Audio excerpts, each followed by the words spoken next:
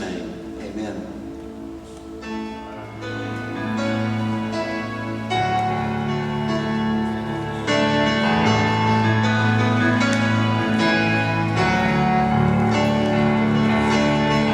My foes are many, they rise against me, but I will hold my ground.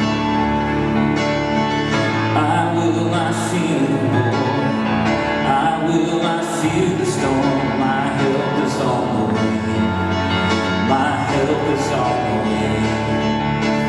Oh my God, He will not delay, my refuge and strength always.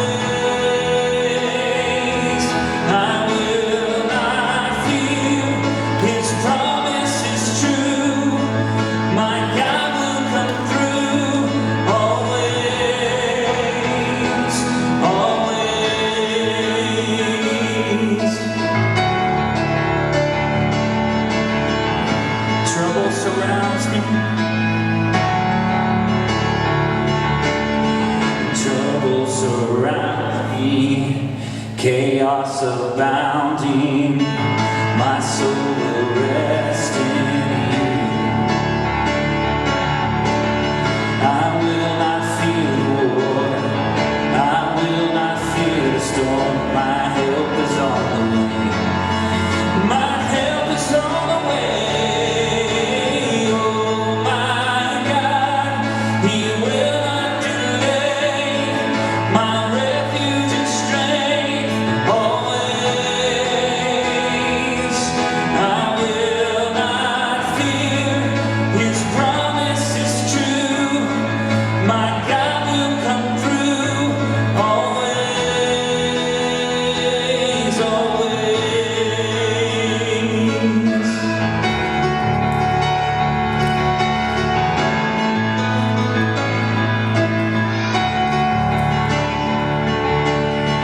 I lift my eyes up, my help comes from the Lord. Sing it out. I lift my eyes up, my help comes from the Lord. I lift my eyes up, I lift my eyes up, my help comes from the Lord. One last time, I lift my eyes up, my help comes from the Lord.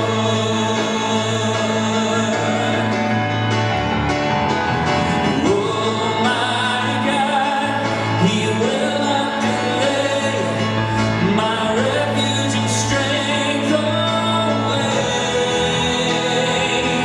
I will not fear, His promise is true, my God will come through always. I lift my eyes up, my help comes from the Lord.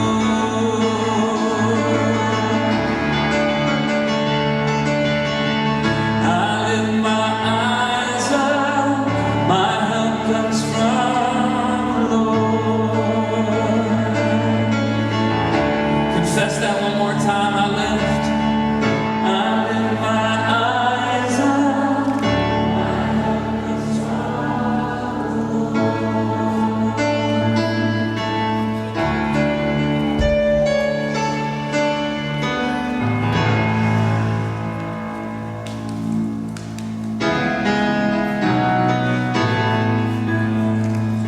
We were learning the desert song, so let's sing this together. This is my prayer. This is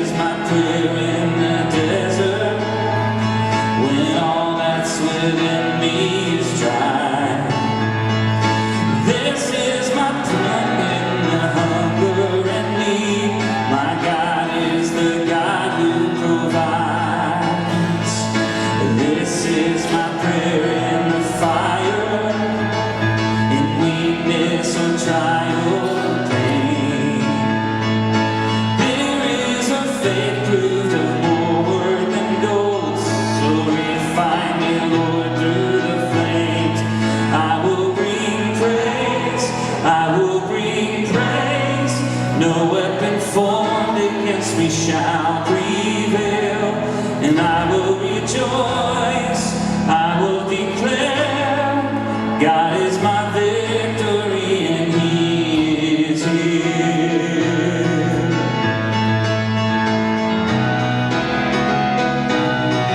Sing that third verse.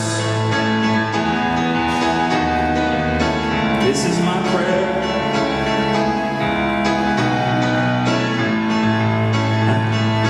This is my prayer in the battle, when triumph is still on its way.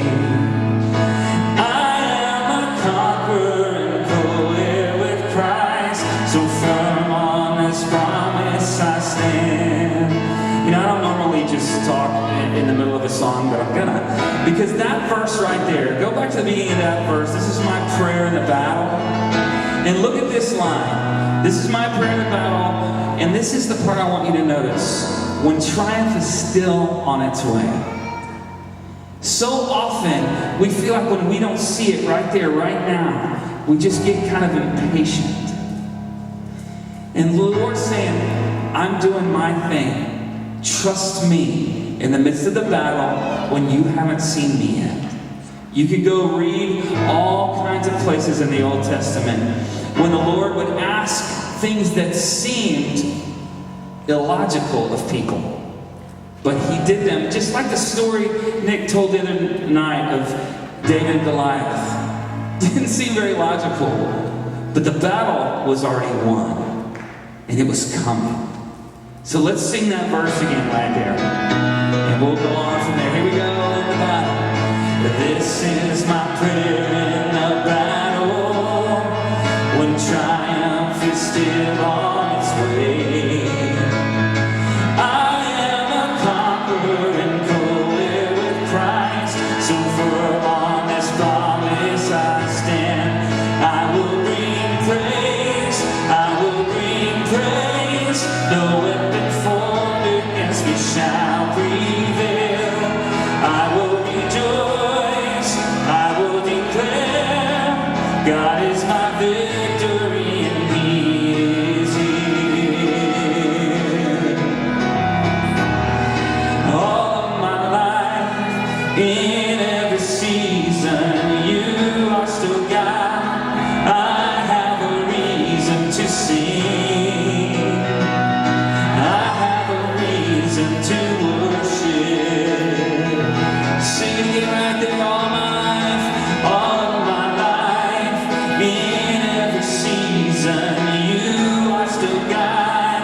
I have a reason to sing. I have a reason to worship.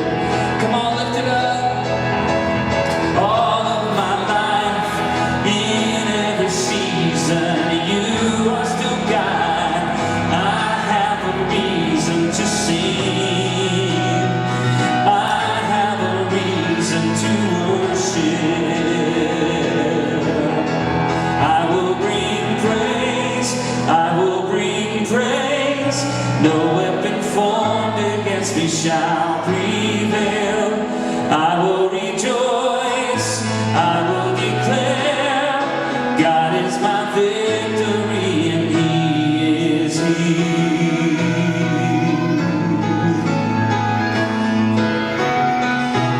My prayer in the harvest. This is my prayer in the harvest, when favor and providence flow. I know I'm filled to be emptied again. The seed I received I will sow.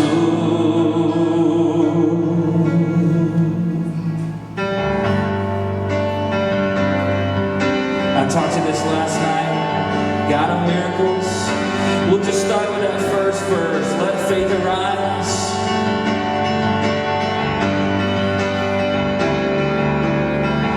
Let faith arise. In spite of what I see, Lord, I believe. But help my unbelief, I choose to trust you. No matter what I feel,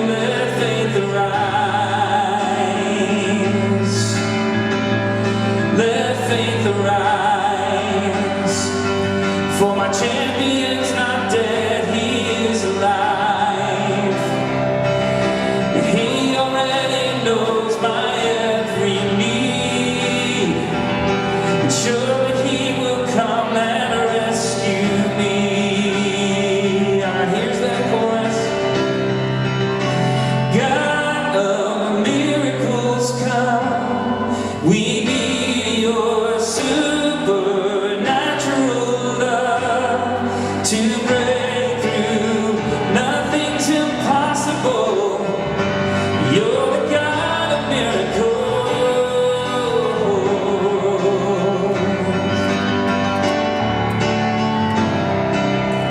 Lord, I pray that you'd increase our faith with every step we take with you, that we'd see you moving, that we can see your Spirit at work in front of us, and that you'd use us mightily this summer. Because you're the God of miracles. You can use us in spite of us. And you love us and accept us, and you want the world to know you. And so, Lord, I pray that you as God of miracles would do a work in us, and that this summer would be a new time for even some of us in this room, where you'd show that you're the deliverer, God, the miracle-working God, the healing God in us as we minister. Let faith arise and see the kingdom come. I lift my eyes, for the battle has been won, and every single word He says is true. God of miracles, come. We need your supernatural love to break through. Nothing's impossible. You're the God of miracles. This world is shaking. This world is shaking, but you cannot be shaken. My heart is breaking, but I'm not broken yet. Your love is fearless. Help me to be courageous too. Oh, there is nothing impossible. Sing it again. This world is shaking, but you cannot be shaken. My heart is breaking, but I'm not broken yet. Your love is fearless. Help me to be courageous too. Oh, there is nothing impossible for the God of miracles, God. We need your supernatural love to break through. Nothing's impossible. You're the God of miracles. Sing it one more time. God of miracles, come. We need your supernatural love to break through. Nothing's impossible. You're the God of miracles.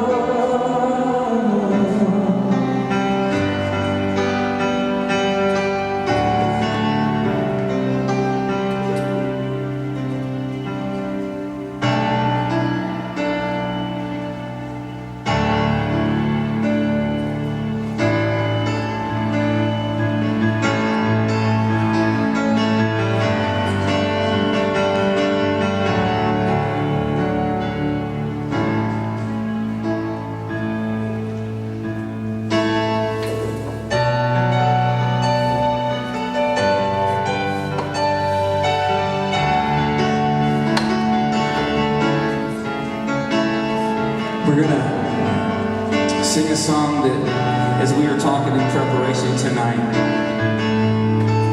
and where Nick is going in the Word, it just seems appropriate that we would sing this song. It's called Intimacy, and some friends of mine a while back wrote it, and it just seems very appropriate for where he is headed. So it's really, really simple. It goes like this. Intimacy. I want to know you, Jesus, intimately. You are my refuge, Abba, intimacy. Apart from you, I have nothing good. That's basically the song. Intimacy. I want to know you, Jesus, intimately. You are my refuge, Abba, intimacy. Apart from you, I have nothing good. And the chorus is even easier.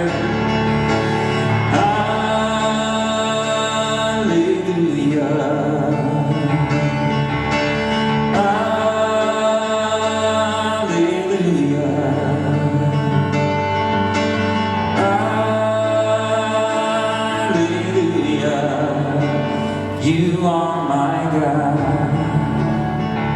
That's all there is to it. Now let's sing it again. Intimacy. I want to know you, Jesus, intimately. You are my refuge, Abba, intimacy. Apart from you, I have nothing good.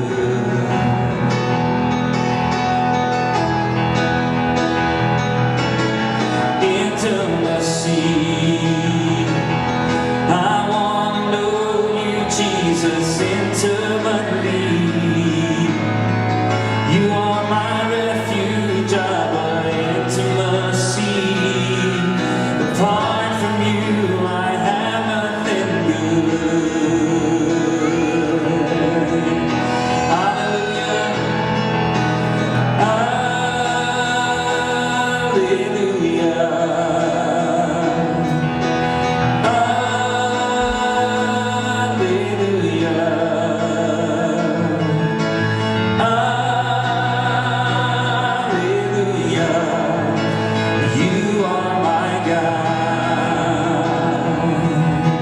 Let's sing it one more time.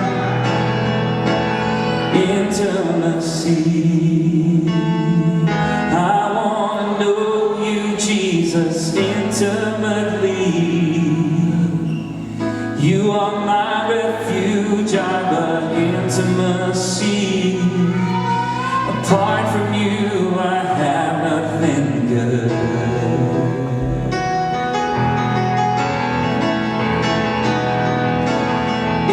Intimacy. I want to know you, Jesus, intimately. You are my refuge, Abba, intimacy. Apart from you, I have nothing good.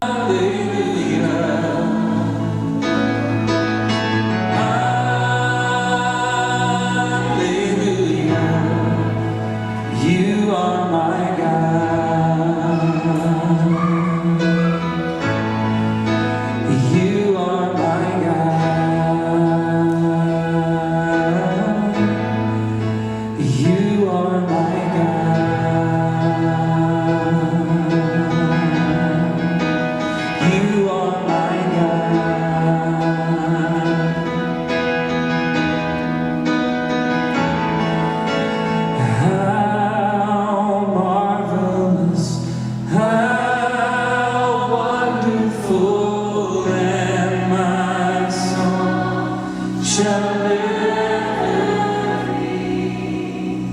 How marvelous, how wonderful is my Savior's love for me. Lord, our prayer is that you would open our eyes, open our hearts to know you the way you want us to.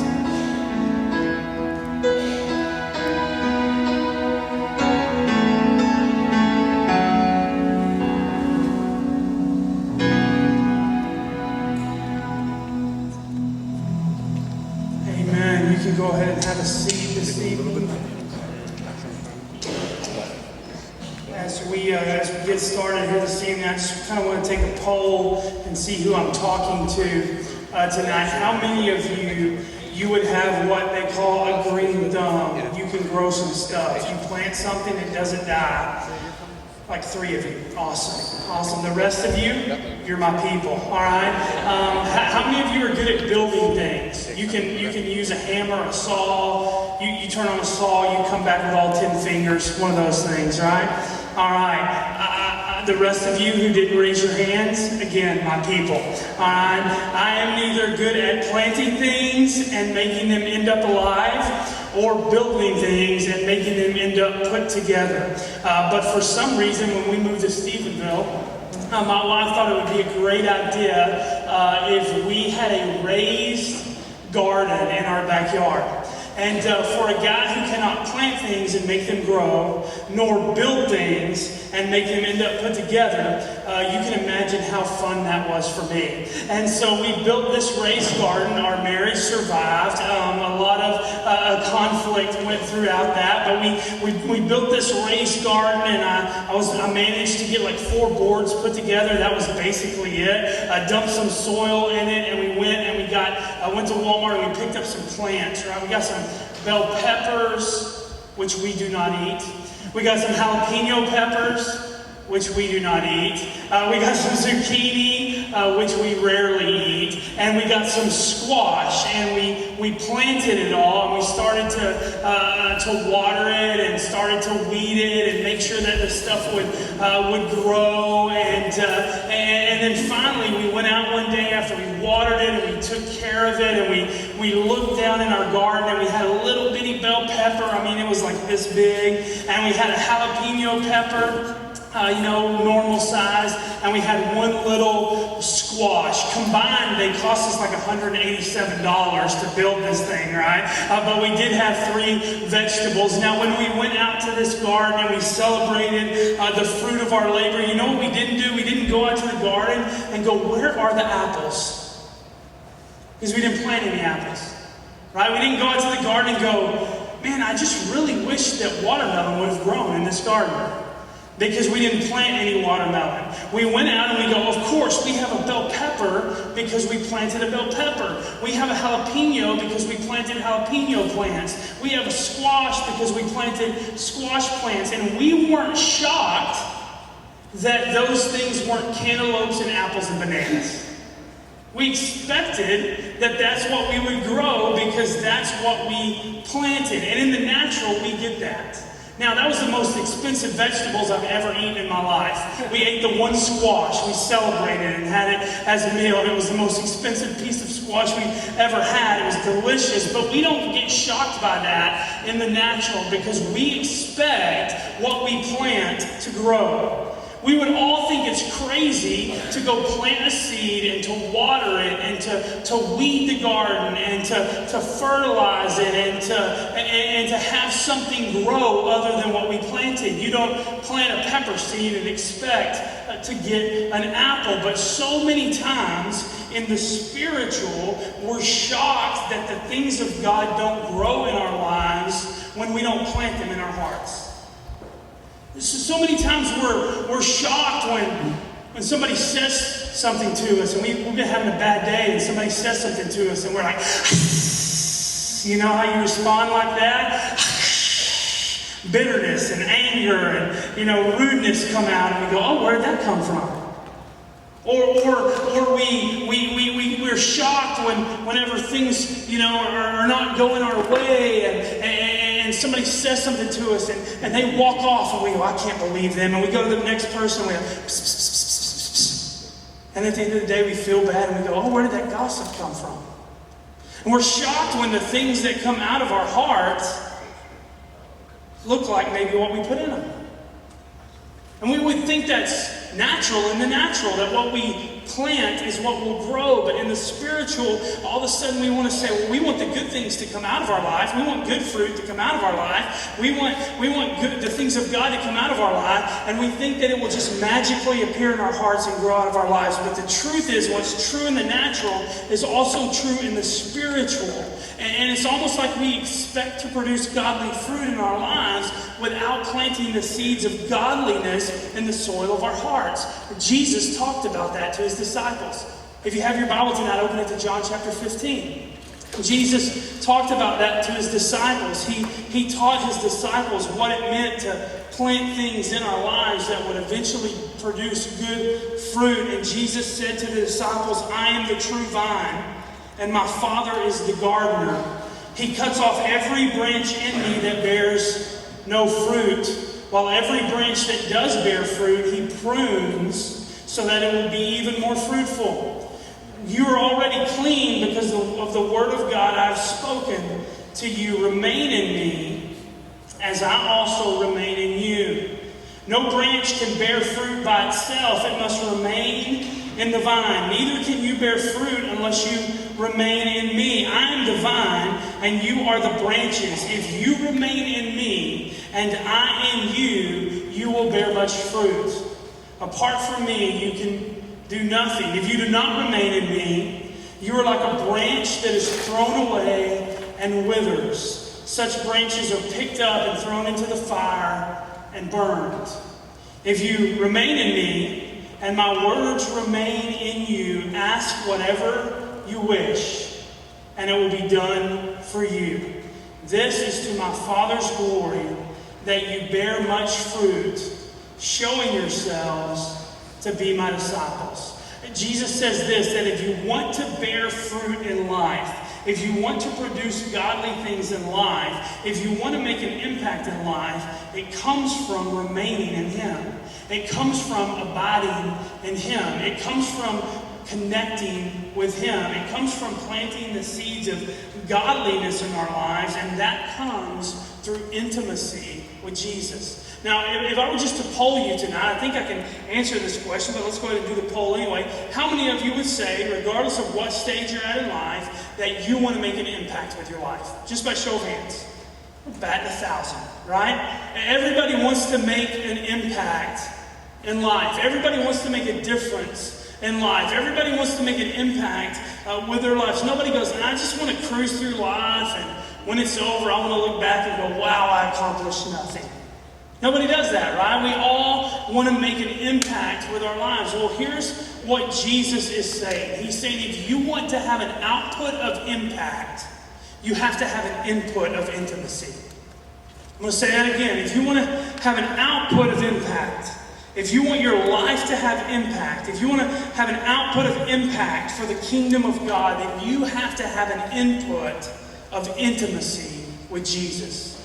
You have to have an input of intimacy with Jesus. If you want your life to bear much fruit, if you want to have an impact, if you want to be used for the kingdom of God, the only way that you have an output of impact is if you have an input of intimacy. Because you cannot grow from your life fruit that hasn't been planted in the soil of your heart. That's what Jesus is saying. He said, if you want to bear much fruit, you have to learn to abide in me.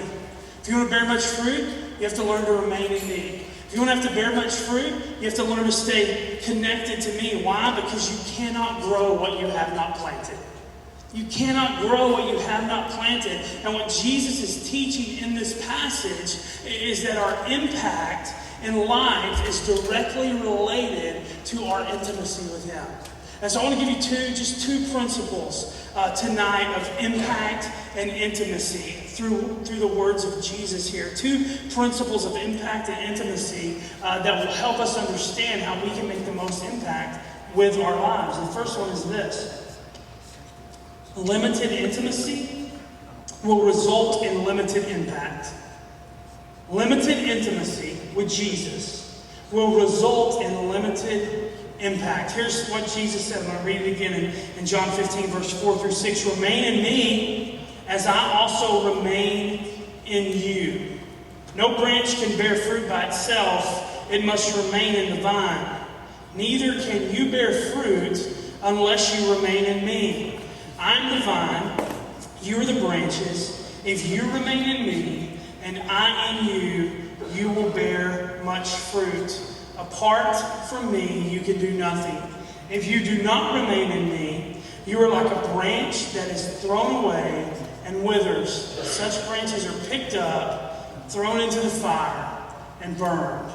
What is Jesus saying here? He says that no one can bear fruit on their own, that none of us can have an impact on our own, in our own power, in our own strength. None of us can make a lasting impact apart from being connected to Jesus. None of us can make an impact in this world apart from being connected to Jesus. I've had conversations with some of you already this week. I know this room is full of talented, gifted people that God has created and designed to make an impact for His kingdom. But I'm here to tell you tonight that it doesn't matter how talented you are. It doesn't matter how gifted you are. It doesn't matter what kind of work ethic you have. It doesn't matter if you're an extrovert, if you go talk to anyone, or if you can make friends with a tree. It doesn't matter what kind of personality and character qualities you have. If you do not have intimacy with Jesus, you cannot produce fruit on your own. You can't produce fruit on your own. You can only make an impact when you stay connected to Jesus. And so Jesus says that if we don't remain in Him, if we don't have intimacy with Him, if we don't stay connected to Him through prayer, through personal Bible study, through walking with Jesus, you know, one of the best ways to stay connected to Jesus is just to spend time with Him. So if I get up in the morning and my family is here, if I get up in the morning and I decided I wanted to make, we're in the upper room, there's a kitchen, I'm going to make my wife breakfast in bed. And I decided I'm going to make her breakfast in bed. I don't have to go wake her up and ask her if she wants coffee or orange juice. I just have to pour the orange juice and take it to her because I know she hates coffee. You know, sometimes we say, well, to spend time with Jesus, I have to read the Bible, pray, worship. I have this list that I have to do. Sometimes I just need to spend time with the Jesus I already know. Like some of you've been walking with Jesus for a while. Does this make sense? You know the heart of Jesus. You know the things of Jesus. And so it's not always like, oh, I've got to check off this list. My quiet time, my prayer, my worship, my fellowship. Sometimes you just need to get with the Jesus you already know and spend time walking with Him. You don't need to say, Jesus, is this what you want from me? No, you just do it. You just go and spend time with Jesus. You just go and spend time drawing close and getting connected with Him. We do that in so many different ways. And Jesus says, if I will remain in Him, then I'll bear much fruit. But if I fail to remain in Him, then I will be a branch that withers up and is thrown away. What is Jesus saying? That limited intimacy will result in limited impact. My mom and dad live like 30 minutes from us, and it's really cool because like when we need a babysitter, they're right there. But then there's like some downside to that too, like they can drop by anytime they want. And my parents are like, they think everywhere's their house, so they don't knock, they just walk in the door, you know, hey, we're here to hang out. And you're like, awesome. 6 a.m. on Saturday morning, I appreciate that, right? And they'll just walk in, and my mom does this thing where she always has to buy our kids something. She always has a holiday to celebrate. It's like, oh, it's the third Monday in June. That means I have to go buy the kids something at Walmart. And usually what it is something that they want that we won't buy them. Some of you in this room are grandparents. You play that game. I guess when you're a grandparent, it's an okay game to play. As a parent, I'm just like, do not buy them any more junk that we don't want them to have, right? But my mom loves to do it. And here's what she loves to buy. You know the stupid animals at Walmart that dance around and make noise? That's what she buys. Every time. We got a bear that sings Away in a Manger and sways. We got two snowmen that sing Baby It's Cold Outside. We've got a bunny that bounces up and down on springs and sings Hippity Hoppity, Easter's on its way. The one I hate the most is we got a fox that spins around and dances What Does the Fox Say? In our house, the fox says I'm about to get kicked into the wall because that thing drives me crazy. But here's what we do. My son's out of the room, so I can tell you this. Here's what we do. Nana brings the toys. They go, for a day. The next day, the kids go to play with them. Oh, the fox is broken. Oh, the snowman don't sing anymore. Oh, the little bear doesn't sweetly sing Away in a Manger. You know why? Because I took the batteries out and threw them away. Now I'm telling kids, oh, it's broken. I guess it doesn't work anymore, right? And then here's the thing, when the little fox doesn't have the battery on the inside, he can't say anything, and it's a beautiful sound. The fox can't say anything at all. He can't move. He can't dance. He can't sing. Why? Because the power has been taken out of the inside, and if you don't have power on the inside, you don't have output on the outside. If you do not have the power of God in your life, you will not produce impact in your life. If you're not filled with the things of Jesus and you've not planted the things of Jesus in your heart, you will not produce the things of Jesus in your life. You can't plant peppers in your life and expect to grow apples. Only through intimacy do we have impact. Without power on the inside, there's no production on the outside. And so many times, we think we can produce fruit on our own. We'll just use our personality. We'll just use our own skill set. People like us, and we'll fake it till we make it. And we have no connection to Jesus. And we go, man, God has given me all these skills. How come I'm not seeing any impact with my life? If there's no power on the inside, you can't produce impact on the outside. And Jesus is the power source that equips us, who empowers us to make an impact in our lives. And when we have limited intimacy with Jesus, when we fail to stay connected with Jesus, it'll result in limited impact in our lives. Limited intimacy will result in limited impact. The second principle is this, that increased impact only comes from increased intimacy. Increased impact will only come from increased intimacy. I asked you if you wanted to have impact in your life. If you wanted to make an impact in your life, and every single one of you raised your hand. You want to make an impact with your life. Well, increased impact will only come from increased intimacy. What you're doing this week is super important. Training, super important. It's vital to your role here this summer. You've got to know how to do the job. You've got to know what to do in certain situations. You've got to know how to handle certain things that will come your way this summer. But can I tell you that you can know all that and still not make an impact if all you do is be trained this week in a job and you don't connect with Jesus and draw close to Jesus? You can know all the stuff, and you can know all the drills, and you can know all the answers, and you can know all the things to do and still not have impact. Here's what Jesus says in John 15, verse 7. If you remain in me and my words remain in you, ask whatever you wish, and it will be done for you.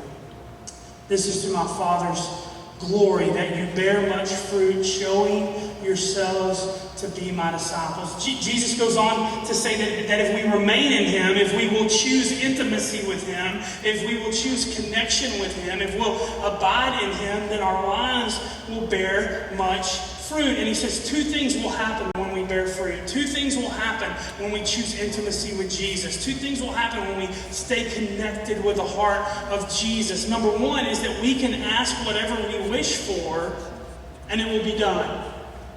That we can ask whatever we wish for, and it will be done. That sounds kind of crazy, right? It's like, sign me up for that. I want to draw close to Jesus because I need a new Jeep. And I really want to ask for that, and I really want it done. Like sign me up for that. I want all these. I want to be wildly successful and wealthy and filthy stinking rich. I'm going to draw close to Jesus so that I can be filthy stinking rich. Hey, I need some things in my life, so I'm going to draw close to Jesus so I can ask whatever I want, and then Jesus, like the giant Santa Claus in the sky, can give me the things I want. That's not what it means right here. Here's what it means: that when we draw close to Jesus, and we choose intimacy with Jesus, we choose to stay connected with Jesus, the reason that we can ask for whatever we want and it will be given to us is the closer you get to Jesus, the more your heart aligns with His. The closer you get to Jesus, and the more connected you stay to Jesus, the more your heart aligns with the heart of God. And so God says, if you'll remain in me, if you'll abide in me, ask for whatever you want. Because your heart will align with mine. Your will align with mine. Your agenda will align with mine. Your plans will align with mine. Your purpose will align with mine. The second thing that Jesus says here that will happen if we stay connected to Him is that we will bear much fruit. That we will bear much fruit. That we will have a major impact. Jesus says, if you'll remain in me, if you'll abide in me, if you'll stay connected to me, you will bear much fruit. Why? Because increased intimacy results in increased impact. Increased intimacy results in increased impact. So if we stay connected to Jesus, He empowers us to bear fruit, not for our glory, but for His glory. If we stay connected to Jesus and we remain in Jesus and we abide in Jesus, then we bear much fruit, not for our fame, but for His fame. Not for our name to be renowned, but for His name to be renowned. And the only thing that we take with us out of this life, the only thing that when we die, when we end our life on this earth, whenever that is, I hope for every one of you it's 120 years old, when you get the most out of your life and you've sucked every single last bit of life out of what this life has to offer, the only thing that you're taking with you is what you've done for the kingdom. That's it. That's it. And Jesus says, if you want to do a lot for the kingdom, then just remain in me. Isn't that interesting? That Jesus doesn't say, if you want to do a lot for the kingdom, here's a to-do list. Get after it. He gives us one assignment. If you want to make an impact for the kingdom, stay connected to me. That's what Jesus says. If you want to make an impact for the kingdom, align your heart with my heart. If you want to make an impact for the kingdom, remain and abide in me. That's what you have to do. So how do we do that? Well, Jesus says that if we spend time with Him, that if His Word abides in us, that we'll have intimacy and connectedness with Him. You can't have intimacy and connectedness apart from spending time with Jesus. Danny, how long have you guys been married? You told me yesterday. 44 years. When he told me that yesterday, his eyes teared up. He said, this woman... You just walked out of the room when he said, this woman has been walking with me faithfully for 44 years.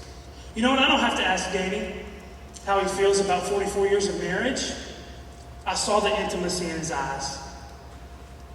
I saw the connectedness in his eyes. I saw what 44 years of marriage and ministry together looks like in his eyes. Now, here's the thing. If you want to have impact for Jesus, if you want to make a difference for Jesus, then you've got to have that kind of connectedness with Jesus. When you think about Jesus and what He's done for you, I'll bring a tear to your eye. When you think about Jesus and what He's walked with you through, it ought to stir your heart. When you think about Jesus and you think about the past that He's brought you out of, and the things that He's walked with you through, and the things that He's forgiven you of, it ought to move you to want to make an impact. And Jesus says, if you'll remain in me, if you'll stay connected to me, if you will abide in me, if you'll choose intimacy with me, then I will bear much fruit through your life. I'll bear much fruit through your life. And the only way that we have impact in this world, the only way we have impact in ministry, the only way that we have impact on the lives of our family and our friends and our peers is when we choose to stay connected, to remain, to abide in Jesus, because increased impact only comes from increased intimacy. I grew up in Gorman, a small town in between Fort Worth and Abilene, and kind of right at the edge of West Texas and North Central Texas. And where I grew up, there's a convenience store that's really popular in our area. Even in Stephenville, we have 15,000 people, and we have like 7 Allsops. Have you ever heard of Allsops? Any of you heard of Allsops? I see a few people. Allsops is like the best convenience store in the world. It's just unbelievable. I'll get some amens there, right? It's just unbelievable. And they have this little deli in Allsops. And they cook all kinds of little food. But the one thing that they cook that's the most amazing thing in the world is Allsops burritos. I just love it. Some of you are having cravings right now. I'm busting out of here tonight and finding the closest Allsops. Allsops burritos are amazing. They're so good, and I love Allsops burritos. They don't love me back, but I love them. And so anytime I'm traveling, my wife kind of thinks it's disgusting to eat gas station food as much as I do. I think she thinks like once a week is okay, but 3 times a day is a bit much. And so when I'm traveling, I always take that advantage of that situation to have me some Allsops burritos. And a couple summers ago, I was preaching at this camp in Glen Rose, Texas, and it was for Rock House, which is an organization in the state of Texas who serves, they have what they call consumers. They serve adults with mental handicap issues. So a lot of mainly adults with Down syndrome, but they might have a lot of other mental and physical handicaps. And so they get together in the summer and they do this big camp, and there's like 250 adults from age 18 all the way up to people in their 70s who live in these group homes, and they come together for camp. And so I'm on the way to camp, and like I always do when I'm traveling by myself, I stop in, I got some gas in the car, and I got 3 Allsops burritos, some gas in the tummy, right? And drove them, ate the burritos as I drove to Glen Rose. I get there to this camp, and they had told me beforehand, they're like, look, the attention span is really short, so preach 10 minutes. People are like, yeah, everybody should do that. Preach 10 minutes, and that's it. That's, a short gospel presentation, 10 minutes, very simple. So I prepared like a 10-minute sermon on John 3:16, and when I get there, my friend who was in charge of the camp, he's like, hey, I want you to get with the band, and I want to talk through the worship service tonight. It's kind of the typical thing. Awesome. So the band is playing, they're rehearsing, and we get together after they're done, and he says, listen, here's the deal. He said, as soon as the music starts, everyone's going to run to the front of the stage. And he said, these people, they love to dance, they love to jump around, they're very participatory in worship. They love music, and so all of our adults will come to the front. He said, just know that. And so he looks at the band, and he says, well, we kind of need to calm it down before Nick gets up to preach.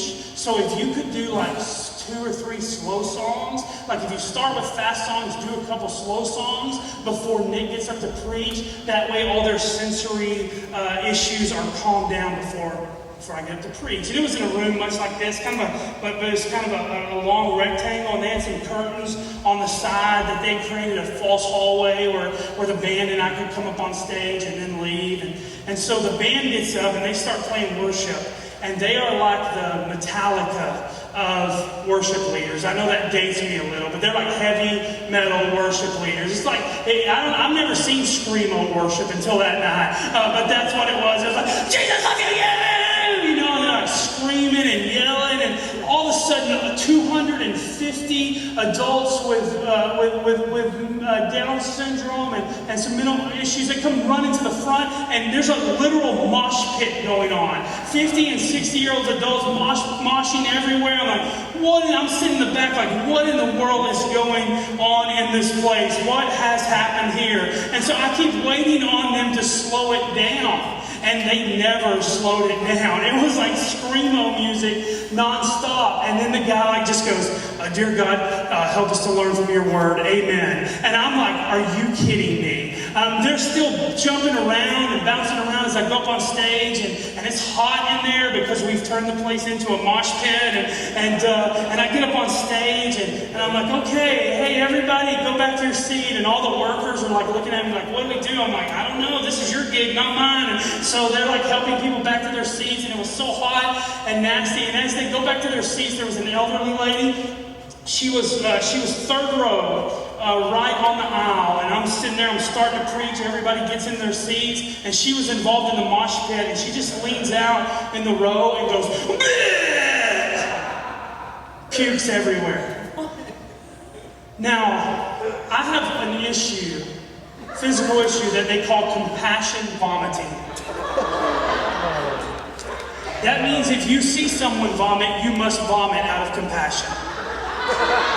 It's a real deal. I suffer from compassion vomiting. So I'm like, and John 3:16 says, "For God so loved," and like I catch it in my mouth. Oh yeah, this is gross. And I kind of swallow it back down. This is the easy part. And I swallow it back down, and I just begin to preach. And I don't know what I'm preaching at this point. I just know in my mind I'm praying, "Dear Jesus, don't let me puke. Dear Jesus, don't let me puke." That's all I'm thinking. I'm literally praying, "Don't let me puke." And so they get the lady, and they start cleaning it up, and they take her down. They take her down the little hallway behind the curtains, and you can hear her getting sick. And I'm just like, "Oh, dear Lord, please.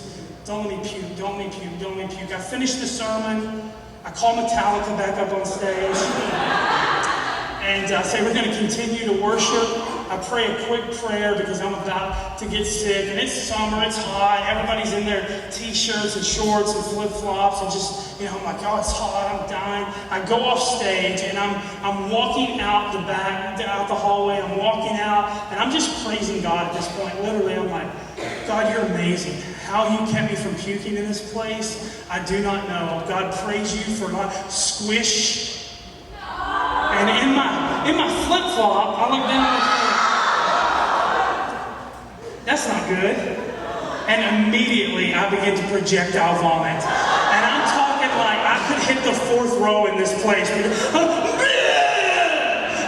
go running outside. I'm puking so loud that over the screamo worship music, the volunteers come out and they're like, "Do we need to call the ambulance? Are you okay?" I'm like, "Oh, just spraying the whole campground." And I look and I think to myself, that's 3 awesome burritos. That day I learned a pretty important lesson. That what you put on the inside will eventually come out one way or another. What you put on the inside will eventually come out one way or another. What's on the inside always comes out. And what we said at the beginning of this thing is true at the end of this thing. What's true in the natural is true in the spiritual. What's on the inside always comes out. Jesus says if you want to have an output of impact, you have to have an input of intimacy.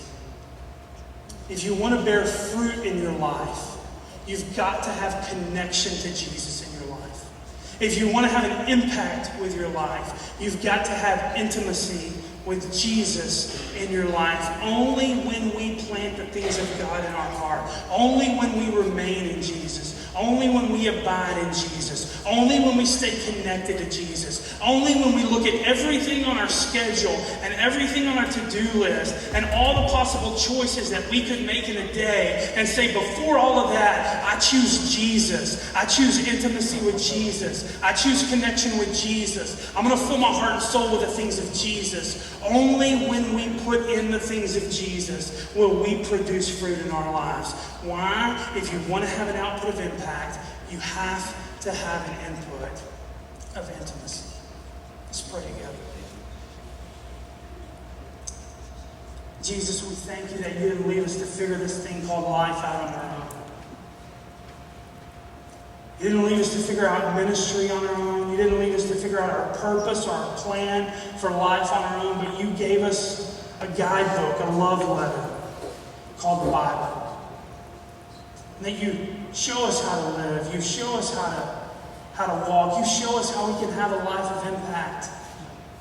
And in your word, you tell us that impact only comes from intimacy with you.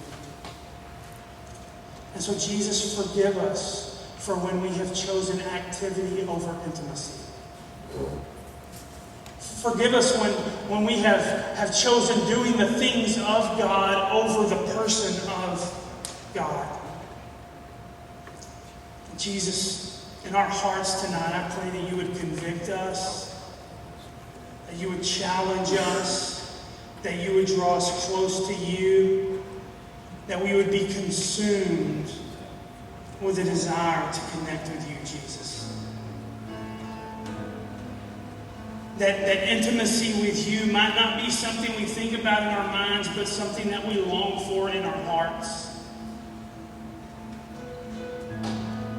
And so, Jesus, help us to see that impact is nothing more than a byproduct of choosing to remain in you. Jesus, help us to know you more, to love you more, to desire to be closer and intimate with you. And ask all these things in your life-giving, life-changing name. Amen. Here's what we're going to do tonight. Sam's going to lead us in a time of worship, and we just want to give you a chance to draw close to Jesus. To choose in this moment, in this place, as we worship tonight, to choose to draw close and connect and become intimate with Jesus. So whatever that looks like for you, we want to give you the freedom to do that. Maybe that means just spending some time having a conversation with Jesus because you've just not sat down and talked with him in a while. Maybe that means standing and singing and connecting with him through worship. Maybe that means coming down to this altar and praying and connecting. And somewhere along the way, you got real excited about serving this summer, and you've been doing a lot of activity for God, and you've traded in your activity for your intimacy. And you just need to come down here tonight, and you just need to say, Jesus, teach me to love you again. So however that looks like for you, we want to invite you to connect with Jesus, because he's in our presence tonight, and he wants to connect with you. Let's worship together. Let me sing this over you. I will abide in you. I will abide in your truth. I will abide in you. You are the truth, the life, the way. I will abide in you. I will abide in your truth. I will abide in you. You are the truth, the life, the way. Why don't you sing that with me? I will abide. I will abide in you, in your truth. I will abide in your truth, in you. I will abide in you, your truth and life. You are the truth, the life, the way. I will abide in you. I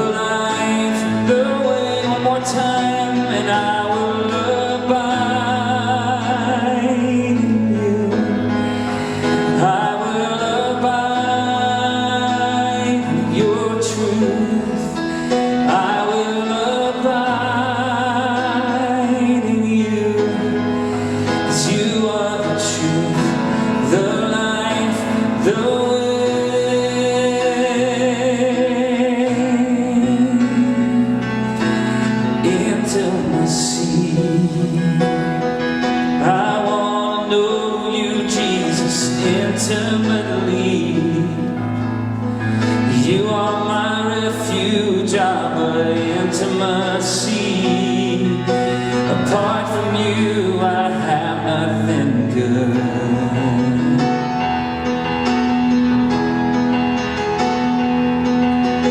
Intimacy. I want to know you, Jesus, intimately. You are my refuge, our intimacy. Apart from you, I have nothing good. Singing hallelujah.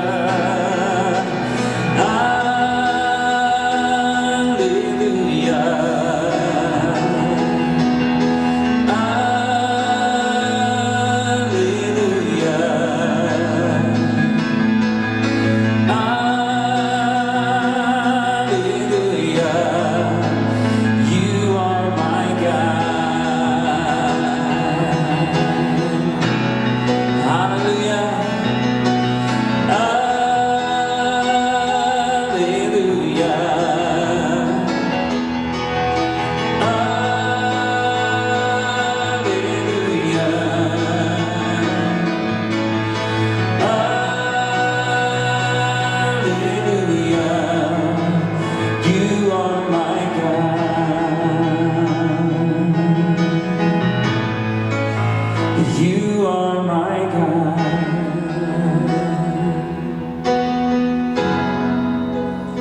Sing Jesus paid it all. I hear the Savior say, thy strength indeed is small. Child of weakness, watch and pray. Find in me thine all in all. Jesus paid it all to him I owe. Sin had left a crimson stain, he washed it white as snow. Lord, now indeed I find thy power and thine alone can change the leper's spot and build the heart of stone. Jesus paid it all to him I owe. Sin had left a crimson stain, he washed it white as snow. And when before the throne,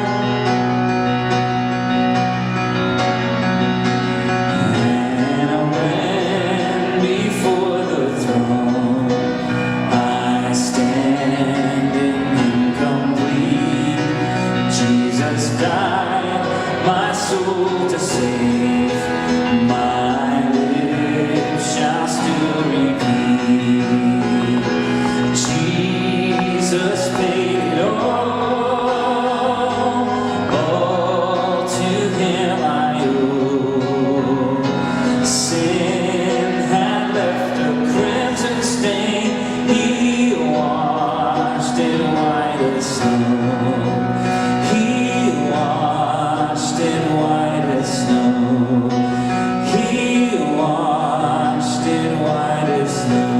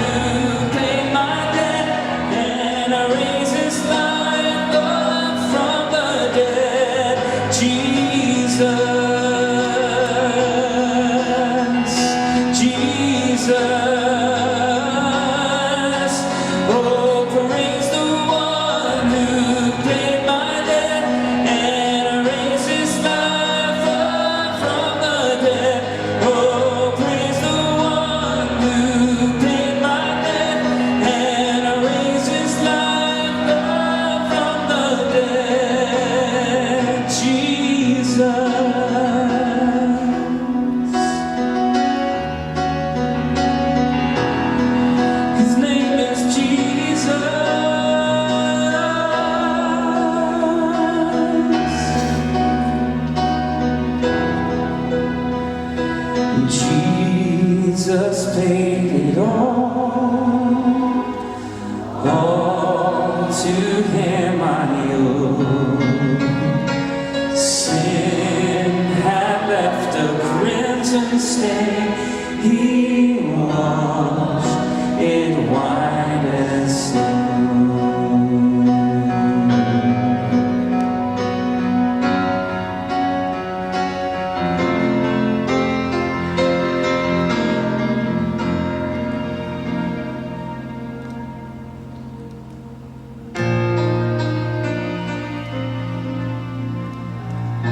Sing Cornerstone.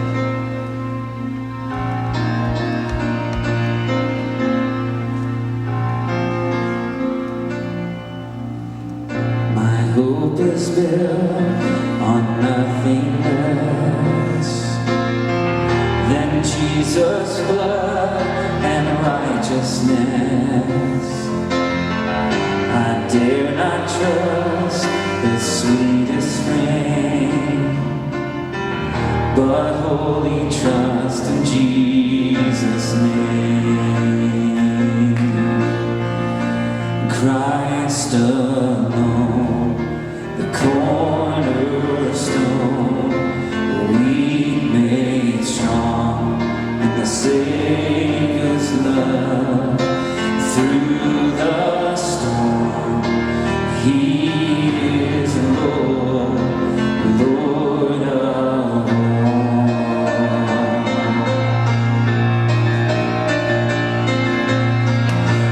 darkness seems to hide his face.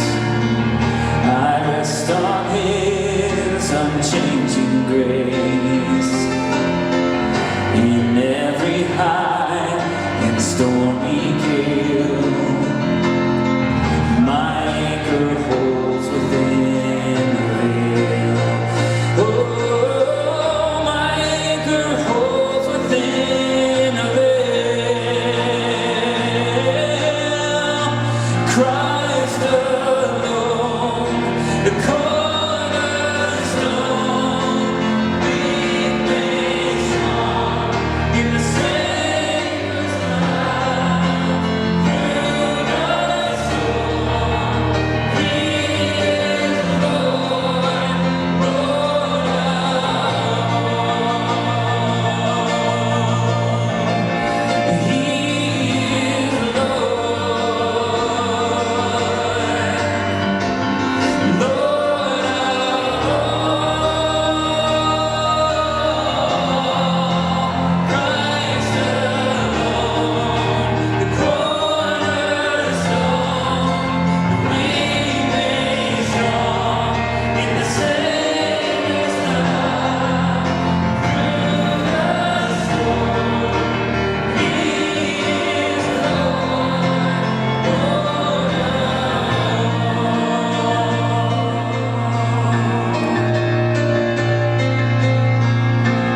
darkness seems to hide his face, I rest on his unchanging grace. In every high and stormy gale, my anchor holds within a veil.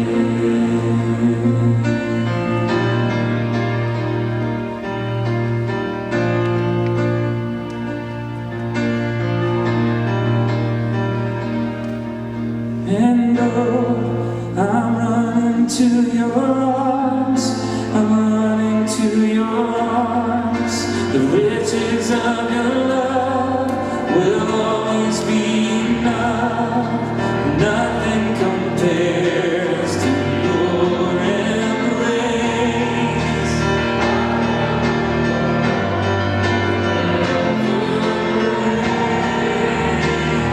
Let's sing that from the beginning. Very first word, very first verse. You are good, you are good, you are good. When there's nothing good in me, you are love, on display for all to see. You are light in the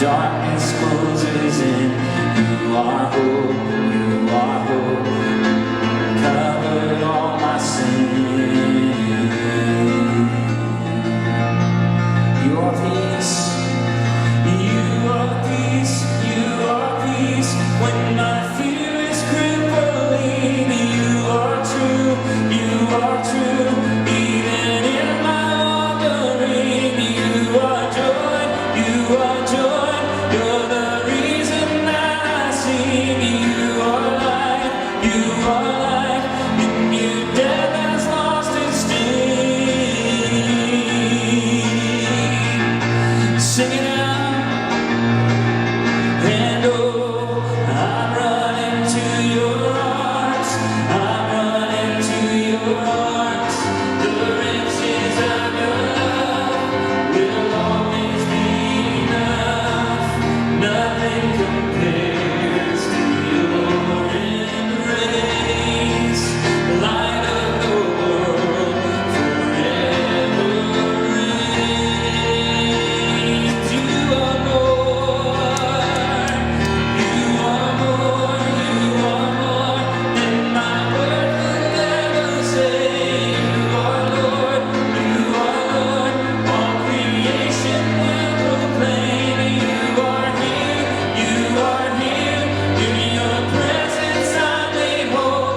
You are God, of all else I'm letting go.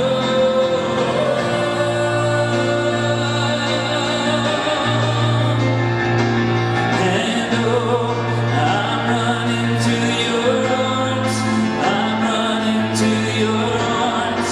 The riches of your love will always be enough. Nothing compares to your embrace. Light of the world forever reigns. My heart will sing no other name. Jesus, Jesus. My heart will sing no other name. Jesus, Jesus. Sing it again, let me hear you. My heart will sing.